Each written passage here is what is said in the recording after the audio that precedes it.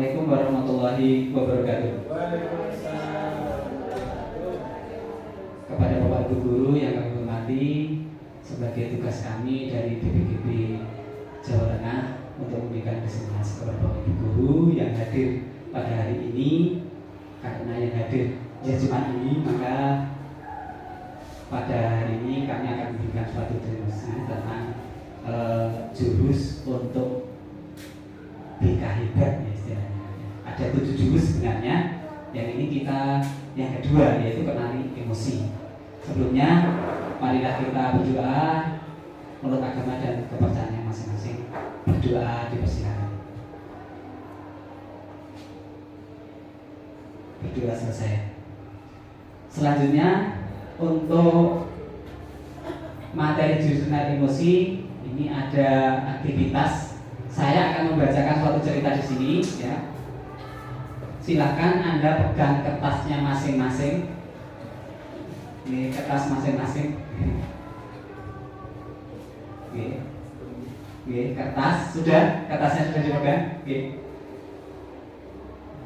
Kertas kosong ya, bukan kertas yang ya, kertas yang bergambar. Kertas kosong. Oke. Dan nanti ketika saya membacakan cerita, ketika ada emosi-emosi yang keluar dalam benak Anda mendengarkan cerita tersebut, silakan diluapkan di kertas tersebut. Entah itu dielus-elus, entah itu dibeginikan, ya, kertasnya dibeginikan, entah itu diginikan, atau kalau muar sekali disobek-sobek gitu sekali tidak apa-apa. Terserah itu terserah. Ya. Saya akan bacakan. Bisa siap ya? Siap. Oke. Terima kasih. Saya ingin membacakan cerita tentang emosi. Imam bangun kesiangan. Pada hari tersebut adalah jadwal ulangan tengah semester dasar hari pertama. Tiba-tiba ibu imam memanggil dengan suara keras. Imam, sudah siang? Mohon aja yang percaya.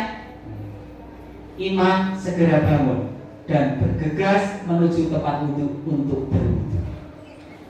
Tiba-tiba keran air yang dipakai wudhu imam rusak saat imam masih di tengah-tengah berwudhu, sehingga percikan air yang kuat membasahi sebagian besar baju dan tubuh imam. Setelah menyelesaikan wudhu dan memperbaiki keran, imam segera sholat subuh. Rakaat pertama dapat dilalui dengan lancar. Tiba-tiba saat sujud rakaat kedua, tempat sujud imam kejatuhan kotoran cicak, sehingga saat sujud mengenai dahi imam. Segera imam membatalkan sholat dan berwudu serta menyelesaikan sholat. Sudah?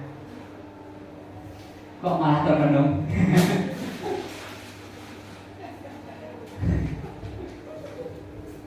Sudah? Itu ya. Dari situ sudah jelas ya. Kita lanjutkan ya tentang di sini. Setelah mendengar cerita di atas, ya, silahkan jawab pertanyaan di bawah ini. Pertama, bagaimana kondisi kertas yang Bapak dan Ibu pegang sekarang? Adakah yang masih bagus? Ada. Adakah yang sudah robek? Pegel, oh iya. Hancur ya. Yang kedua, apakah Bapak Ibu merasa menyesal dengan apa yang sudah dilakukan dengan kertas tersebut? Menyesal enggak? Enggak juga? Ya udah, enggak juga. Tidak diapa-apakan ya namanya selalu tidak diapa-apakan ya. Ya, kesesimang. Yang ketiga, jika kertas itu adalah siswa kita, bagaimana seharusnya sikap kita.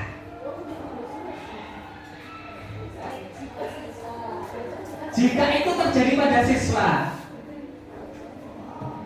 bagaimana sikap kita? Bagaimana? Memperbaiki diri. Memperbaiki, ya, diperbaiki, ya. Bukan diucap-ucap umpamanya. Berarti Anda posisinya sebagai ibunya. Ya, kalau itu siswa di sini kan, tadi kan ibu dan anak. Berarti sebagai ibunya. Ya. Berarti posisi kita karena itu sebagai ibunya, ada yang diperbaiki, ada yang sudah rusak diperbaiki kan. Nah itu. Nah itulah luar biasa untuk panjenengan semuanya. Tepuk tangan. Kita tepuk semangat dulu. Tepuk semangat.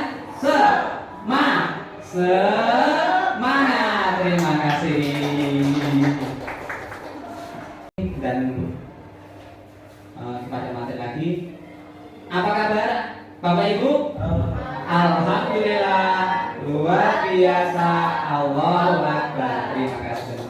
Nah, kita lanjutkan yaitu konsep tentang definisi pembelajaran sosial emosional, yaitu proses belajar sosial emosional. Learning adalah proses belajar mengenali dan mengelola emosi, menyelesaikan masalah, mengembangkan relasi sosial yang baik, dapat berempati, membuat keputusan yang tepat, dan bertanggung jawab. Jadi pembelajaran emosional atau SEL atau Social Emotional Learning itu adalah suatu proses belajar mengenali, mengelola emosi, menyelesaikan masalah, terus mengembangkan relasi sosial yang baik. Saya kira yakin bapak-bapak, ibu-ibu yang sepuh-sepuh di atas saya sih, yang relasi sosial ini sudah luar biasa di atas saya. Apalagi berempati, berpikir dengan dengan hati. Kalau saya masih dengan emosi, tapi kalau yang sepuh-sepuh sudah dengan hati. Benar ya. Membuat keputusan yang tepat, jelas. Kalau bisa berempati, keputusannya pasti tepat dan bertanggung jawab. Terus kita lanjutkan. Konsep dari salah satu adalah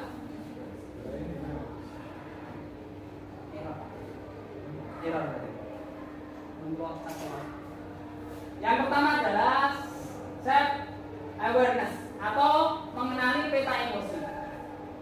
Ya, kita pergi ke suatu tempat, ya, selalu ada perasaan was-was dan tidak pasti karena kita belum mengenali wilayah tersebut.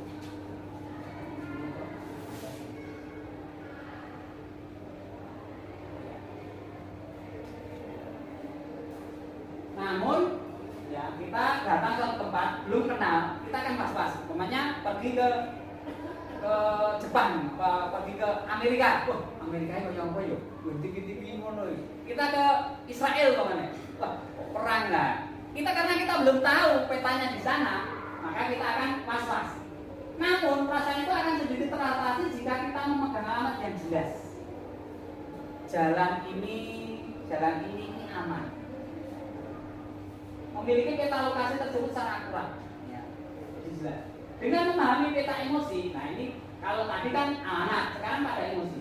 Dengan memahami peta emosi kita, setidaknya kita akan bisa mengamati perasaan kita bergerak dari satu bagian emosi ke bagian yang lain. Emosi itu dari senang, sedih, susah, pegel, remuk, redam, bahagia lagi dan sebagainya.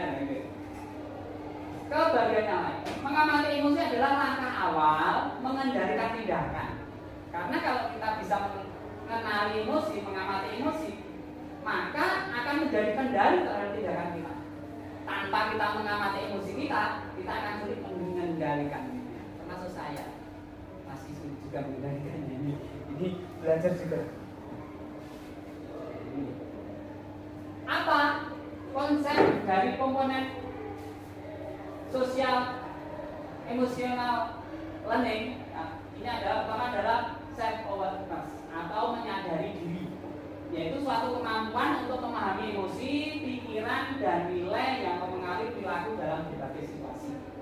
Jadi kita mengenali emosi dan pemikiran dengan nilai-nilai kita, karena nilai, pikiran, emosi itu akan mempengaruhi terhadap perilaku kita dalam berbagai situasi. Namanya ada orang sifatnya getapan, gampang marah. Ada yang tidak, jarang marah, tapi kalau marah juga susah untuk dihindari. Ada yang dikit-dikit marah, tapi gampang. Ada yang dadar-dadar kayak saya. Nanti pelan-pelan sudah. Nah itu. Ada yang susah ditebak. Nah itu bahaya. Susah ditebak itu. Ini sedih kok susah, ini kemana? Nah, ini. Terus yang kedua adalah self management atau mengelola diri. Kemampuan mengatur emosi, pemikiran, perilaku secara efektif. Kalau sudah tahu dia itu emosinya gimana, dia bisa memanage emosinya. Marahnya tepat, sedihnya tepat, bahagianya juga tepat. Itu KP ngoten. Terus responsible decision making. Setelah mengetahui perasaannya, emosinya, bisa mengelola emosinya, otomatis dia bisa mengambil keputusan yang bertanggung jawab.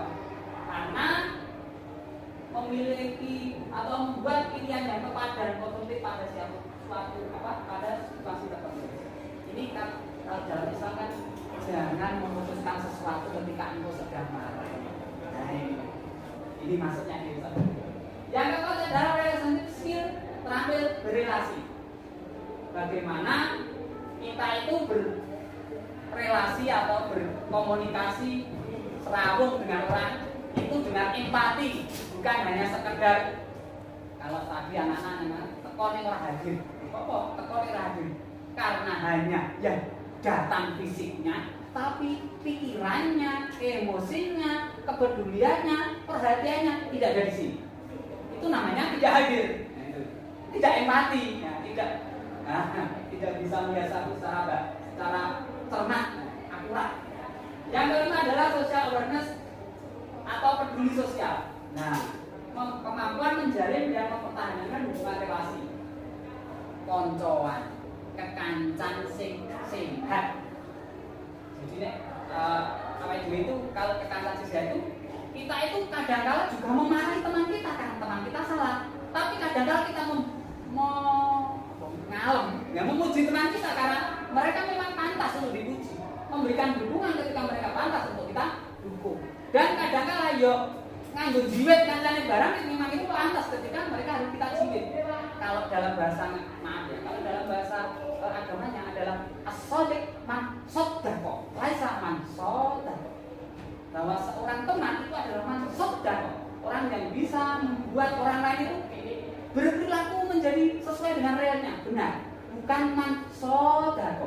Katakannya sama tapi beda keterangannya. Saddaqa sama saddaqa maknanya beda. Kalau saddaqa itu orang yang menjadikan orang itu lurus, baik, benar. Kalau saddaqa itu torok bontek kalau dalam bahasa Madura. Kalau dalam bahasa adalah wong Jawa nari kela elu. Nah, ijo. Nah, teman yang baik itu tidak seperti itu. Nah, ini kemampuannya di yang kelima ini. Terima kasih. Semoga bermanfaat. Kita lanjutkan untuk sesi yang terakhir adalah penutupan game. Ini Bapak Ibu diminta buat peta emosi. Nomor kedua, saya beri waktu 5 menit.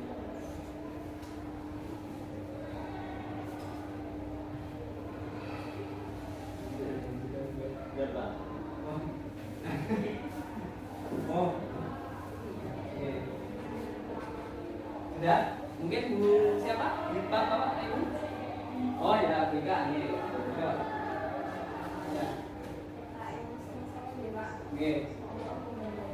Oke, dibaca saja nggak apa-apa. Dibaca saja. Di sini saya membuat peta emosi yang berisi beberapa emosi yaitu bahagia, antusias, kasih sayang, sedih, marah, dan takut atau khawatir. Bisa ini Bu. Di zoom. Sana. Enggak. Ya. Jadi enggak. Dizoomkan ke sini. Saya lihat. Nah, ini. Ya sini. Saya lihat. Dilihatkan peta emosinya. Oke, terima kasih Bu. Sudah cukup. Ya. Terima kasih. Alhamdulillah. Alhamdulillah dari kelas pelajaran ini atau dari materi ini tentang mengelola emosi, yaitu ada 5 keterampilan ya. Semoga bermanfaat untuk kita. Terima kasih atas perhatiannya. Saya harap bermanfaat untuk kita semuanya. Akhirul kalam dari kami, saya ucapkan terima kasih atas perhatiannya dan kerjasamanya. Marilah kita tutup bersama dengan doa. Silakan tutup berdoa dengan agama dan kepercayaan masing-masing. Berdoa dipersilakan.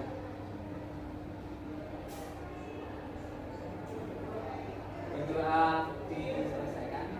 Terima kasih. Assalamualaikum warahmatullahi wabarakatuh. Waalaikumsalam.